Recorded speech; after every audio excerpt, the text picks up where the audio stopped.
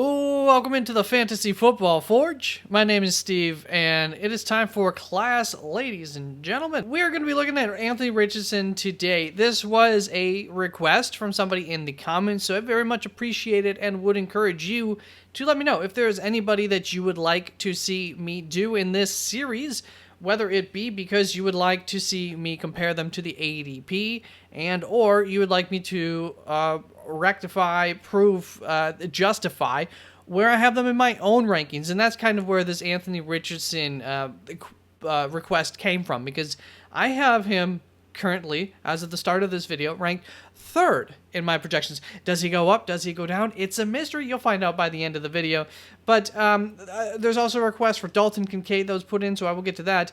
Also, George Pickens, DJ Moore, Kyron Williams, Cooper Kupp. That's my list right now. Those 5 players to do player analyses on, to show you the projection, to help you determine if you agree or disagree with that, and where you think that they should be going. So let me know if there's anybody else that you would like to see, or if any of those names are high up on your list. I can prioritize them, make sure that I get to them. And I have already looked at Marvin Harrison Jr., Zamir White, the trio of Houston, all in one video, James Cook, and David Njoku. So check out those videos. There are links down in the description to each of those videos. If you're new to the channel and you're not aware, I have rankings up on my website, www.theFFforge.com. So there's also a link down in the description to the website where you can find all of my player rankings. And if you would like to know about the perks that you can get by joining the channel, 99 cents, by the way, nothing too expensive, nothing too fancy for the perks, but there are perks that I have for you. Check out the end portion of the videos on the James Cook, Dave Njoku video. I have that all laid out. No sense in continuing to retread that and just lengthen the video time here. Let's get you in, get you out. We're already about 2.5 minutes into this thing. So let's look at Anthony Richardson. Is my quarterback 3 ranking too high? That is question numero uno. And is an ADP of quarterback 6 too high? That is question numero dos. And what's working against the projection for Anthony Richardson is the very obvious and apparent sample size issue. We'll get to what that sample size is, but it's minuscule. And what's working in favor of him, of his projection, is that he's a young rushing quarterback. Rushing quarterbacks are very valuable. I'll try not to retread this, so I will hit up more about that at the end of the video, but they are quite valuable, or throughout the video. And you will see here one guy who I'm kind of comparing him to a little bit here, because I do have him back-to-back in my rankings, is Jalen Hurts, who they laid off of using him as much as a rusher last season. He went from 11 rushes down to 9 attempts per game. That's a 20% reduction. I know it doesn't sound like a lot on the surface, 11 to 9, what's the difference between that? But it is a pretty big reduction, and his yardage per carry also went down. New offense this year, but last year, from 2022, he went from 51 yards on average per game to 36 yards. That is rushing yards. That came to a difference of 1.5 points for Jalen Hurts, which, just to prove a little bit of the value of rushing yards, those 15 yards on average per game over a 2-game sample size, so 30 rushing yards is the same value as 75 passing yards over that 2-game sample size. 2.5 times more important. That is, if you're getting a point for every 25 passing yards. Scoring does matter for quarterbacks and how they should be ranked. So, for the most part, it still doesn't change it too much at the top there, but it makes those passing quarterbacks a little bit more valuable if you're getting 1 point for every 20 yards. And also, the touchdown scoring, are you getting 6 points per passing touchdown? We're basing this off of 4 points per passing touchdown, so keep those things in mind. Also, what's working in favor is something that you might try to hold against Anthony Richardson, the injury concern. He did get banged up quite often in a short period last year and missed most of the season. But the injuries for him really are not a concern. He's not a guy who we had high injury concerns for coming out of college. He's a well-built dude. He's 6'4", 245 pounds. That's nothing to sneeze on. And just to think of a comparison, Cam Newton, a guy who's known for being able to take the ball up the middle and everything, take a beating. He's an inch taller and the same weight, so actually a little bit more lean. And Josh Allen is 6'5", 237, another guy who gets out there, gets dirty, roughs it up, and chops it up against the defense. So it's not anything other than the fact that he just got a little bit lucky early on in his career, unlucky, I should say, with the injury bug. Coming into 2024, we're not going to put that injury concern tag on him. Now, that could be different going into next season when we get another year of injuries. Okay, all right, now we're talking. But for now, not a concern. Not going to really hold that against him, at least not too much. You can a little bit, that's fine. Now, when we look at the 2024 stats, we're going to come to this sample size that I talked about. Week 1, he played a full game. Perfect. Week 2, he plays for 1 quarter before he has a concussion. He does get set up in that short period of time for this like freebie, and I say freebie, but it is from 15 yards out, so still impressive that he got a rushing touchdown. First play after a Houston fumble, one of those kinds of deals that, you know, their defense obviously recovers, offense gets on the field, he runs it in. Kind of a freebie touchdown. We're going to end up removing that from some of the projection stats just so we're not being so optimistic. We're trying to be, if anything, a little bit pessimistic, but it's tough to with what he did with his sample size. Week 3, concussion, he was off. Week 4, he plays a full game. Week 5, he plays almost a half of a game before he gets knocked out. And actually, in each of these scenarios, I think he misses out on 1 offensive possession in Week 5, and I believe he played 1 offensive possession in Week 2 in the second quarter. So it really works out perfectly to 2 3/4 of a game of a sample size for his stats that he put up. So those stats, well, it's over 4 games, yes, but it comes to 2 3/4 a game. 577 passing yards over 2 3/4 of a game comes to an average of 209 passing yards per game. Then when we look at the rushing yards, those are the yards he put up in each game. That came to 136 total yards. Divide that by our sample size. On average, he got 49 rushing yards per game. Sounds about right for this type of guy. Then we look at the passing touchdowns. He had 3 touchdowns over that in his time on the field, which we know is 2 3/4 of a game.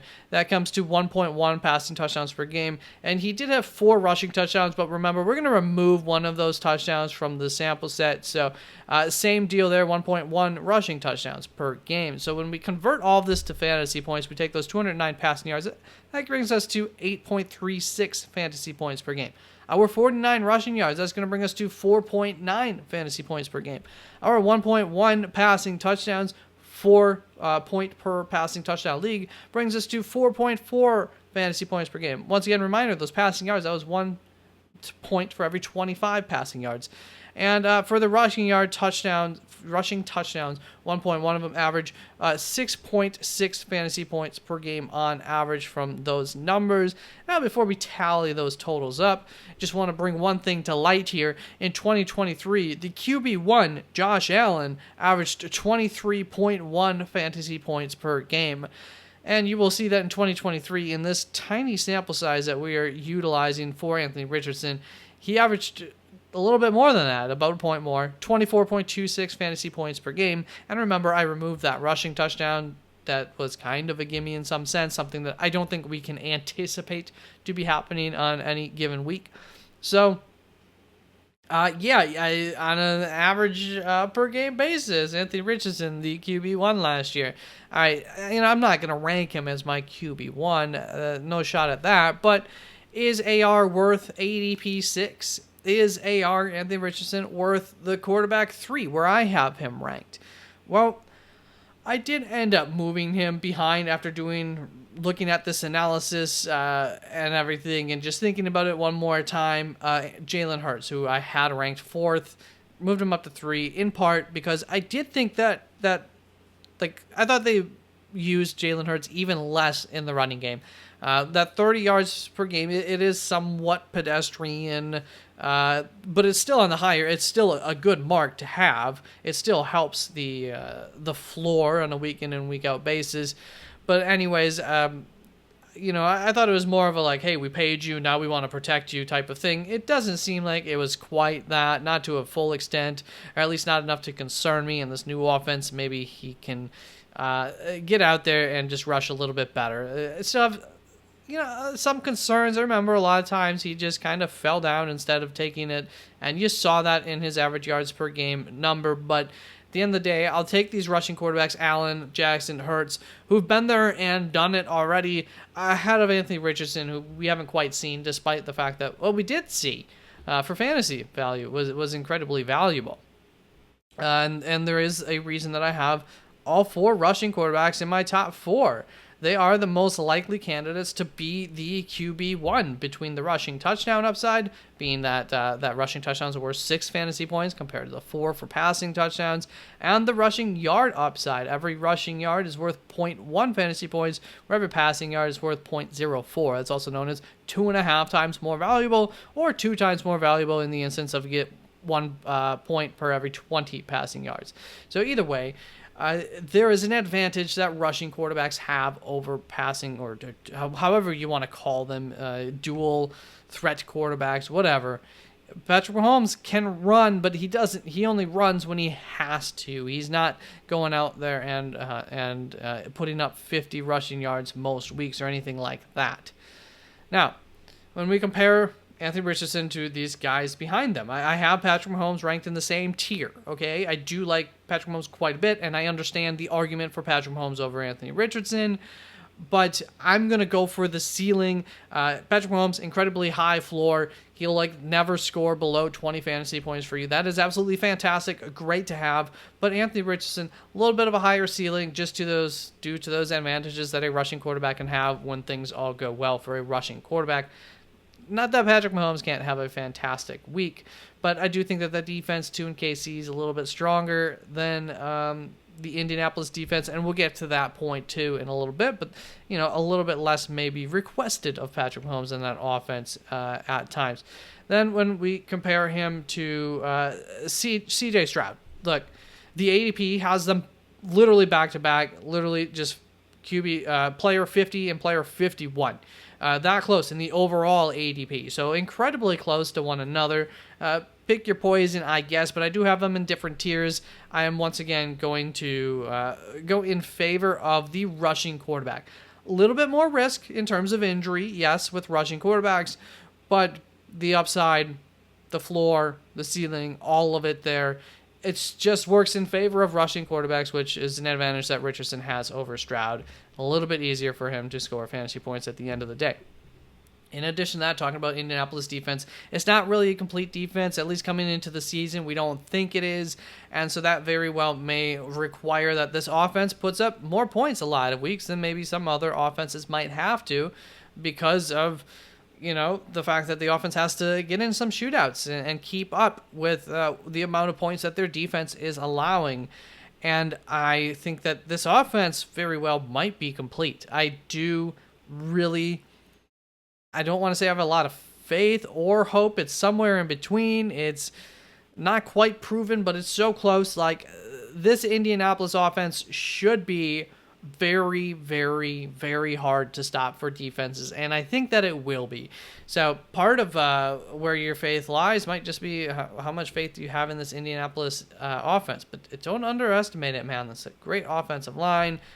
I think great skill players. I really like.